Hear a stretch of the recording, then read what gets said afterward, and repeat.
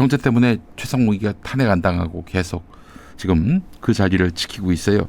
그런데 경제가 좋아지고 있습니까? 박시동 소장님. 네, 안녕하세요. 박시동입니다. 좀 나아지고 있나요? 그럴 기미가 아직은 뭐 보이지가 않고요. 아, 예. 그래요? 근데 일단은 뭐 경제 얘기랑 뭐 최상목 얘기를 섞어서 질문을 주시니까 네. 말씀드리는데 사실은 지금 경제적으로는 환율, 우리나라의 이제 성장률, 또 여러 가지 산업적으로 좀 위기, 그다음에 뭐 트럼프 출범에 대비한 뭐 여러 가지 대응책 마련이 시급한 상황 등등등을 고려하면 사실 엄청나게 지금 불확실성이 높아지고 있는 상황이에요. 네.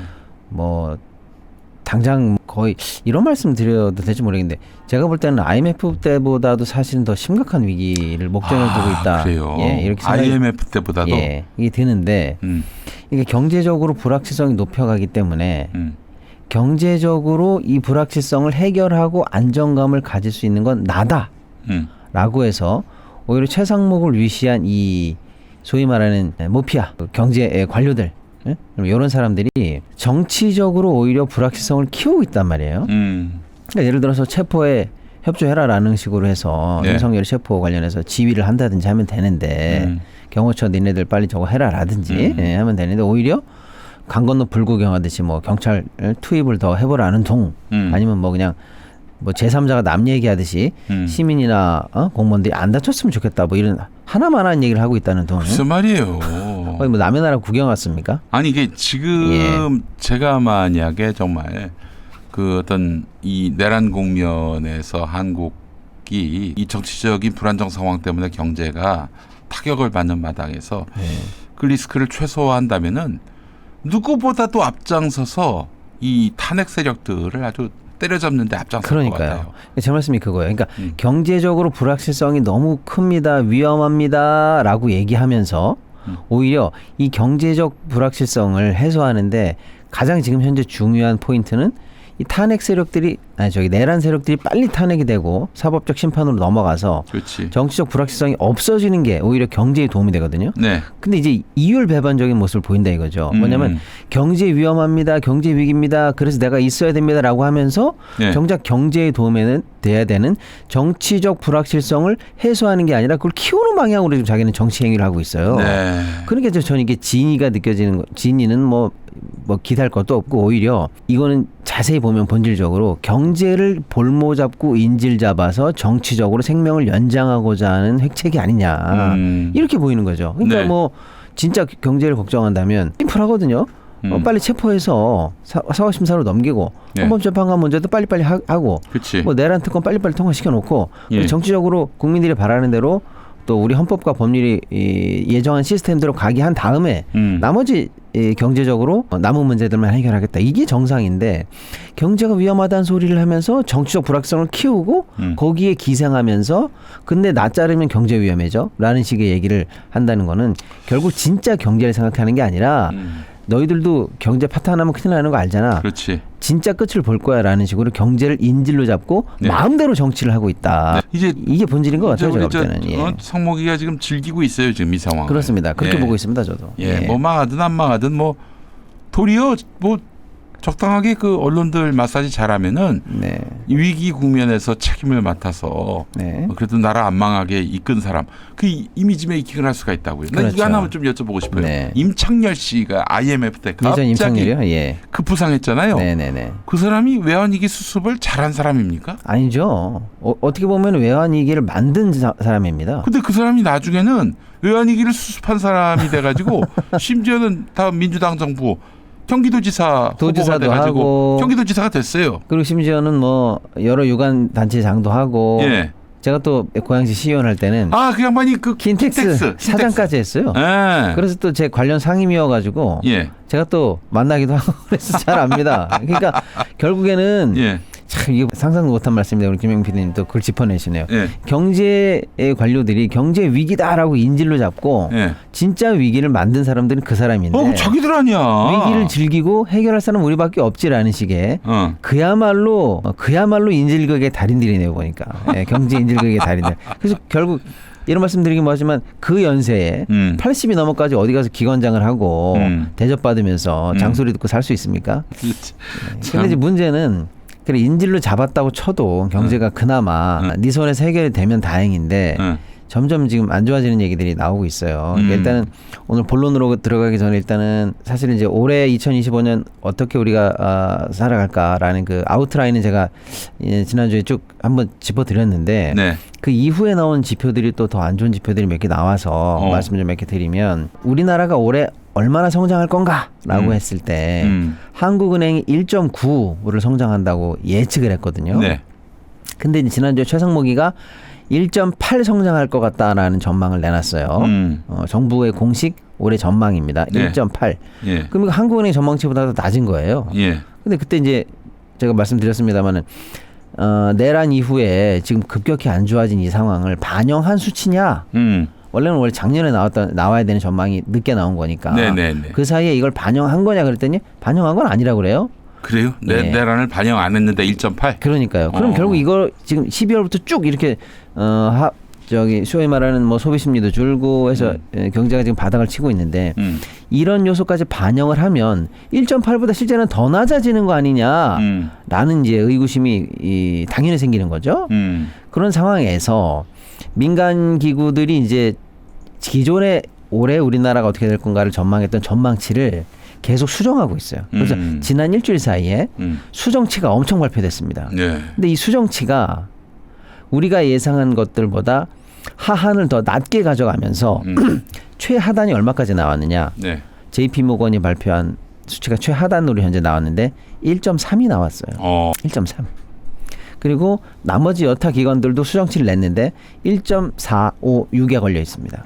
아이고야 치명적이네. 그러니까 내란이 미친 타격이 어마어마한 거죠. 어마어마하네. 그래서 걔네들은 그걸 직접 반영하는 거예요. 예. 하고 오히려 조기 수습 안 되면 더 떨어뜨릴 수 있다는 얘기까지 하면서 그 정도 수치를 예상했다는 거는 정부가 얘기한 1.8 그다음에 현재 JP모건이라든지 여러 회사가 낸 1.3 사이 100번 양보해도 그 사이 어디쯤으로 마무리되지 않을까요? 그럼 이게 왜 또 문제가 되냐면 이렇게 참 꼬리를 모는데 저희도 몇 번 방송에서 다뤘습니다마는 재작년에 부자들 대기업들 세금 깎아주고 세금 경제 성장률 잘못 예측하고 해서 엄청나게 우리 재정이 빵꾸가 났지 않습니까? 재작년에 56조가 빵꾸가 났어요. 예. 어마어마한 문제 아닙니까? 그래서 그걸 또 못 메꿔가지고 뭐 기금에서 빼쓰고 어디 돌려쓰고 해서 뭐 추경 못한다 어쩐다 난리가 났지 않았습니까? 주택기금에서 뺏은 거? 그렇습니다. 주택기금은 그분들이 그건 집 살라고 채워놓은 건데 그걸 거기서 그냥 그건 작년이고요. 그러니까 제 말씀은 재작년에 56조가 빵꾸가 나서 외평기금에서 빼쓰고 공자기금에서 빼쓰고 해서 20조씩 막 땡길 수가 있거든요. 그 작년에 재작년에 56조입니다. 예. 그다음에 작년에 30조가 빵꾸가 나요. 예. 지금 아직 최종치는 안 나왔죠. 2024년. 예. 근데 보나마나 한 30조 정도 세금 빵꾸 납니다. 예. 그거를 메꾸려고 아까 우리 PD님 말씀하신 것처럼 주택기금. 주택기금에서 뺏쓴다, 뭐에 뺏쓴다, 또 뭐 외평기금에서 6조 땡겨 쓴다 이런 얘기를 한 거예요. 이 새끼들은 완전 쌈짓돈이구만. 그러니까요. 이야말로. 그러니까 지금 최상목이 웃기는 거예요. 아무튼요. 최상목이 작품이에요. 그렇죠. 이게. 그러니까 재작년에 56조 빵꾸 났죠. 이게 중요합니다. 예. 작년에 2024년 30조 빵꾸 납니다. 그런데 잘 들어보시죠.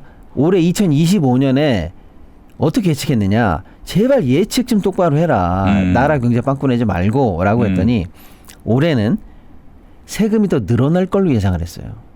지금 올해 2025년에. 아니 세수 펑크 때문에 그냥 매번 예. 매번 그 비난을 받고 그럼요. 그랬던 예.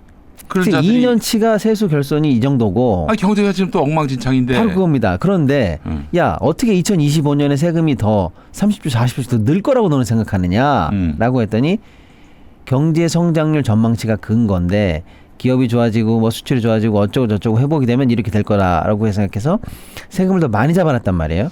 그런데 지금 보시죠. 그렇게 해서 통과된 올해 경제 성장률과 예산안이 있는데 2025년의 경제 성장률이 당초 예측한 방금 얘기했죠. 올해 세금이 더 늘어난다고 예측했을 때 최소한 잡아놓은 정부의 경제 성장률이 2.1에서 2.2예요. 그러니까 올해 세금이 더 늘어날 거라고 나라 살림을 잡아놓고 했을 때의 전제가 2.1에서 2.2인데 지금 정부 스스로가 1.8이라고 하죠. 그럼 올해 세금이 늘어날까요? 안 늘어나요. 안 늘어나지. 또 틀려요. 또 틀립니다. 그런데 심지어는 2.1이나 2.2 잡아놓고 1.8로 낮췄는데 민간에서는 1.34를 현재 예상한다니까 어마어마한 또 재정 적자 세수 결손이 또 납니다. 이게 그 예측이 쉽지 않아 가지고 네. 문재인 정권 때는 훨씬 더 많이 거쳤잖아요. 그렇죠. 그 윤석열 정권 예. 때는 훨씬 덜 거쳤고. 그렇습니다. 예측이 어려운 건가요? 아니요. 그건 아니에요. 예. 어. 예측을 일부러 틀리는 것 같습니다. 제가 볼 때는. 일부러? 예. 뭐냐면 그 예측을 뭐하러 합니까 그러면은? 제 말씀이 그 말씀이에요. 그러니까 예를 들어서 경제 성장이 이렇게 될 것 같아, 세금이 이렇게 될 것 같아라는 거를 예를 들어서 3달에 한 번, 4달에 한 번, 적어도 그러면 반년에 한 번이라도 수시로 체크해가면서 수정해가면서 경제를 바꿔야 되는데 내년에는 예를 들어서 문재인 정부 때 코로나 때문에 전 국민 재난지원금을 해야 되겠어라고 하면 저거 우리 반대하고 싶은데라고 하면 안 바꾸는 거예요. 경제 안 좋습니다. 올해 성장률 안 보이십니까? 이런 식으로 얘기해가지고. 이 성장률에 근거하면 나라 살림 빵꾸 나니까 그 돈 없어요라고 해서 수정 안 바꿉니다. 그 수정 전망치를. 그러니까 돈이 없다는데 어떡합니까? 결국 그래서 우리가 마지막에 전국 재난지원금을 못하지 않았습니까? 그런데 그리고 정권이 바뀌고 해가 바뀌어서 딱 결산을 해보니까 웬걸 몇십조가 더 들어왔죠. 그래서 세금이 남았어요. 이거 뭐냐? 그래서 결국 윤석열이가 그걸 집행할 수 있도록 해줬잖아요. 방금 들어온 소식입니다. 예. 박정훈 대령에 대해서 무죄가 선고됐습니다. 여러분 아이고. 사필 규정이네요. 그렇습니다. 우리 최혜병 사건 관련해서 그럼요. 제대로 수사했다가 네. 항명죄로 해가지고 처음엔 또 항명수괴로 몰렸었어요. 그렇죠. 그런데 항명죄로 해가지고 재판에 넘겨진 박정훈 대령에 대해서 무죄 선고가 내려졌습니다. 여러분, 예, 이종섭이 박정훈에게 내린 지시가 명령에 해당한다 이런 판단이 나왔다고 하는데, 하여튼 무죄 판결이 나왔습니다. 예, 정확한 내용은 또 들어오는 대로 말씀을 드리겠습니다만은 그나마 정말 그래도 그나마 다행입니다. 뭔가 좀 얼마나 마음고생이. 사필 규정, 예. 사필 규정이란 말이 떠오릅니다. 그리고 저것도 끝까지 이제 무죄가 되고 나면 저 사건의 이제 전말이 밝혀지지 않습니까? 그렇지. 그러면 저것도 탄핵 사유에 들어가야 돼요. 윤석열이가 결국에는 이 모든 저것도 위법 명령이거든요. 그렇죠. 예, 결국 따지고 들어가면 그거예요. 야, 뭐라고 그랬더라? 윤석열이 그러지 않았습니까? 뭐 경로했다고 하면서 한 얘기가 뭐죠? 뭐 이런 식으로 사단장 치면 뭐가 되겠어라고 하면서 그렇죠. 누가 사단장하냐? 누가 사단장 할 수 있겠냐라고 하면서 결국에는 임성근이를 비호하느라고 700에 뭐 7070인가 뭐 8000인가 아무튼 그 전화 경로한 전화를 통해서 결국에는 이 사건을 뒤집어서 억울한 최상병 죽음을 못 밝히게 한 결국에는 부당 외압이고 이것도 법에 근거하지 않은 위법 명령일 가능성이 상당히 높은 사건 아니겠습니까? 결국 박정훈 대령께서 무죄를 받고 사건의 전말이 밝혀지면 이거 내란이 나기 전에 이게 가장 큰 탄핵 사유로 우리가 예상했거든요. 그렇죠. 이것도 죄 얹어줘야 됩니다. 이것도. 아이고 그렇습니다. 이것도 이 정의의 심판이 제대로 좀. 사실 군 법원, 군 검찰 옛날에는 붙어 있었다고 하더라고요. 그렇습니다. 지금도 뭐 사실상 그렇습니다만은. 이제 뭐 구분됐다고는 하지만은 뭐 그래도 사실은 군 검찰이 지금 사건을 이끌어왔던 거 아니에요? 박정훈이가 죄가 있다고. 근데 결국 무죄가 나왔다는 거는. 뭐 이런 그 내란에 의한 탄핵 국면과도 무관하진 않아 보이는데 차제에 앞서 제가 말씀드린 대로 군에서 부당한 명령에 대해서 거부할 수 있는 명문화된 규정이 들어가야 합니다. 그렇죠. 근데 사실은 많은 분들이 잘 모르시는데 법에 명문화된 규정은 없습니다만 군 내에서 장교들 이상 그 별까지 쭉 해서 교육할 때 들어가 있어요. 그리고 이 법을 잘 모르시는 분들은 모르실 수 있는데 대한민국 판례가 벌써 몇십 년 전부터 명확하게 선언하고 있어요. 위법 명령을 따르면 구해받지 못한다. 예를 들면 이런 거예요. 그렇죠. 상사가 와가지고 지금 뭐 내란이니까 여러분들이 뭐 정치 문제가 아니야. 뭐 법이 좀 복잡하지 않아. 이렇게 생각할 수 있는데 쉽게 생각해 보시죠. 아주 비리 군 상사가 와가지고 이 판례가 제가 볼 때 기억이 나는데 이런 거예요. 예를 들어서 쉽게 설명드리면 군용차를 담당하는 부서에서 예를 들어서 군 부서에서 상사가 기름을 빼가지고 민간에다가 기름을 팔아먹기 시작했다. 이거 웃기는 거 아니에요? 예를 들어서 그러면 야 뭐 제가 만약에 뭐 대령이면 야 뭐 김중령 저 기름 저 밑에서 뭐 100리터 받아오면 1리터씩은 뒤로 절로 옮겨. 그걸 자기 민간에다 판다 이거예요. 상사 명령을 했죠. 그걸 따라가면 뭡니까? 군용물 절도의 공범일 뿐이에요. 그걸 거부해야 됩니다. 그럼 그게 항명일까요? 아닙니다. 그래서 이런 유사한 사건들이 많아요. 군내 범죄, 사실 비리 범죄라든지 불법 명령 같은 것들이. 예를 들어서 그 뭐 공관에서 야 뭐 사병을 불러다 놓고 판례가 많습니다. 내 저 자식들 네가 과외 선생이나 좀 해라. 업무 시간에. 네. 제가 이거 과외하러 군대 왔습니까? 그렇지. 아니 이 자식이 내 명령을 안 들어? 뭐 이런 거 엄청 많습니다. 의무에 없는 일을 시키는. 그럼요. 네. 네. 그런 거에 거부했던 많은 군인들의 사건들이 판례로 쌓여 있어요. 네. 그래서 사실은 군인들은 알고요. 예. 우리나라 법원도 명확하게 위법한 명령에 따르지 않으면 다 면책이 되고 또 위법한 명령을 따르면 구제받지 못한다는 게 확립이 돼 있어요. 근데 저 정도 적어도 영관급이나 별들은 당연히 알 텐데 지금 참 답답한 게 최상병의 억울한 죽음을 덮으라는 그 부당한 명령에 저항한 정말 시대의 양심군인 박정훈 대령이 한 분 계시지 않았습니까? 근데 감히 어떤 범죄에 특히 생명이 결부된 범죄를 가지고 경중을 따지긴 뭐합니다만 네. 그거보다도 사실은 엄청난 국가 전체를 전복하려고 한 내란 사건이 났는데 네. 박정훈 대령 같은 거기에 거부한 그런 군인이나 그런 별들이 안 보였다는 사실이 예. 얼마나 사실 이 우리나라의 군이 또한 썩었으며. 그렇죠. 사실은 이제 박정훈 대령을 예. 저렇게 그 부당하게 예. 재판받게 만든 그런 분위기가 예. 내란의 동조자들을 만들어낸 측면도 그렇습니다. 있어요. 그러니까 만약에 박정훈 대령께서 안 계셨다면 진짜 우리 군에서는 국민만을 생각하고 또는 자신에게 주어진 소명만을 생각하는 군인이 없을 뻔했어요. 네, 맞습니다. 참으로 지켜야 될 예. 소중한 분이고 아이고. 정의에 따른 판결이 끝까지 났으면 또 아유, 합니다. 너무 감사하고 예. 이게 바로 여기에 연이어서 윤석열의 부당한 명령, 그렇죠. 그 임성근이하고 그 이종호하고 그렇죠. 김건희의 이런 네트워크도 그렇습니다. 실체가 규명될 수 있도록 당연하죠. 그 수사를 공수처가 하는 상황이어서 뭐 별로 기대는 안 됩니다만 네. 뭐 하여튼 뭐 지금 김건희 특검법이 통과됐으면 이것도 규명될 사안인데 말이죠. 맞습니다. 네. 빨리 4월이 와서 4월에 새 네. 대통령이 선출돼서 이 특검법이 통과돼도 거부권 행사하지 않는 그런 대통령의 시대가 빨리 왔으면 좋겠습니다. 그렇습니다. 예. 아무튼 계속 얘기하죠. 예, 계속 마무리해 보면 그러니까 결론적으로는 경제 성장률 전망을 틀리면 세수 추계도 틀리고 또 나라의 어마어마한 재정 적자가 또 발생할 게 뻔한데 네. 새해 벽두부터 최상목이가 1.8을 예상했으나 네. 보나마나 올해 아니 그러면 엎어야지. 아니 지금 예. 내란을 반영하지 않고 1.8이면 내란이 지금 다른 그 예측치에서는 1.3까지 내려왔는데 그럼요. 예. 그걸 반영해서 발표를 그렇죠. 해야지 내란이 예. 없는 가운데 1.8을 발표한 거 맞습니다. 무슨 의미가 있어요 이게? 그럼요. 그러니까 올해도 또 보나마나 결론이 이거예요.